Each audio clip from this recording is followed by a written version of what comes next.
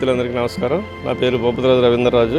ఆంధ్రప్రదేశ్ రాష్ట్ర గ్రామ రెవెన్యూ అధికారుల సంఘం రాష్ట్ర అధ్యక్షులుగాను, అలాగే ఆంధ్రప్రదేశ్ ప్రభుత్వ ఉద్యోగుల సంఘం రాష్ట్ర కార్యదర్శిగా ఉన్నాను.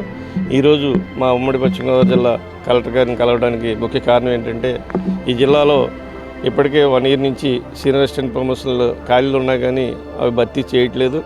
గౌరవ ముఖ్యమంత్రి గారు ఈ మధ్యన CCLA అధికారులతో జరిగిన సమీక్షలో రాష్ట్రంలో రెవెన్యూలో ఖాళీగా ఉన్న అన్ని పోస్టులు కూడా భర్తీ చేసి ఈ రాష్ట్రంలో PGRS అలాగే రెవెన్యూ సంబంధించిన ఫిర్యాదుల పరిష్కారం బాగా పారదర్శకంగా జరగాలని కోరి ఉన్నందున వెంటనే ఆ విషయంలో కలెక్టర్ గారి తీసుకెళ్లి మన ఉమ్మడి పశ్చిమ గోదావరి జిల్లా వలన గ్రేడ్ 1 VROలందరికీ కూడా అర్హులైన వారికి సీనియర్ అసిస్టెంట్గా పదవులు కల్పించాలని, అలాగే గ్రేడ్ 2 VROలకి ఖాళీలో ఉన్న గ్రేడ్ 1 VROలుగా భర్తీ చేయాలని చెప్పి కోరడం జరిగింది.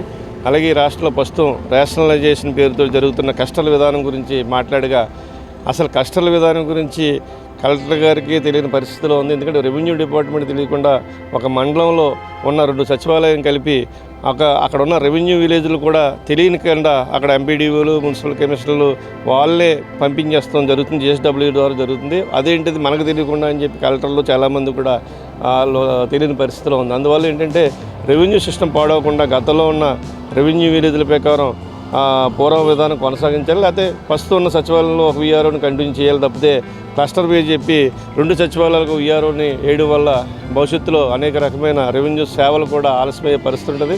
అలాగే భూ విస్తీర్ణం కూడా ఒక సచివాలయం తక్కువ ఒక సచివాలయం ఎక్కువ ఉండడం వల్ల కొంతమందికి పనిభారం పెరుగుతుంది, కొంతమందికి ఇబ్బందిగా కొంచెం తగ్గుతుంది. అందువల్ల ఏంటంటే అందరికీ కూడా సమాన పని ఉండాలంటే కనుక ఇప్పటికే రెవెన్యూ సేవలు బాగా లేట్ అవుతున్నాయని చెప్పి చాలా అలర్ట్ చేస్తున్నారు. అందువల్ల రెవెన్యూ సేవలు పూర్తిగా పారదర్శకంగా ఉండాలంటే ప్రతి సచివాలయానికి VRO ఉండేలా నిర్ణయం తీసుకోవాలని చెప్పి మేము కలెక్టర్ గారి దృష్టి తెలియజేయడం జరిగింది. అలాగే ఈ నెల 25-26 తేదీల్లో గౌరవ ముఖ్యమంత్రి గారితో విజయవాడలో కలెక్టర్ గారితో సమావేశాలు ఉందన్న ఈ విషయం గౌరవ ముఖ్యమంత్రి గారి దృష్టికి కూడా తీసుకెళ్ళమని చెప్పడం జరిగింది.